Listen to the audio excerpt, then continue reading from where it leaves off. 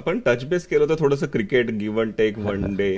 तुमची सुरुवात क्रिकेटमध्ये झाली का नाटकांत? क्रिकेट म्हणजे बालनट म्हणून एक दोन केली होती नाटकं. म्हणजे चंद्रलेखा ही संस्था आहे ज्यांनी जवळजवळ मोहनबाग असताना 75च्या 80 नाटकं केली, पण त्या संस्थेच्या तिसऱ्या नाटकामध्ये मी काम केलेलं होतं ॲज अ बालनट वगैरे, म्हणजे असं. आणि हळूहळू पण नंतर क्रिकेटच होतं, कारण घरात क्रिकेट होतं, वडील खेळायचे, भाऊ खेळायचा, परत अजित वाडेकर हे माझे काका, त्यामुळे तसं घरात क्रिकेट होतंच.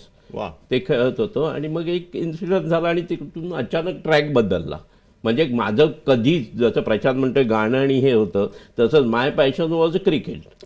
हे माझं कधीच नव्हतं, पण ॲक्च्युअली ते झालं. आणि आमचे कोच नेहमी सांगायचे, वसन अमलाडी म्हणून, जे काय लाईफमध्ये करताय give 110% to that thing, that should come from bottom of your heart.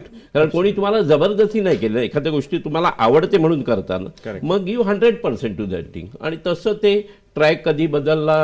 आणि लकीली सगळी जवळची चांगली म्हणजे माणसं, नट मंडळी भेटत गेली. अशोक सराफ बरोबर पहिलं, म्हणजे अशोक सराफ 14 वर्षांनी काम करत होते रंगभूमीवर गॅपनी, हसत खेळत.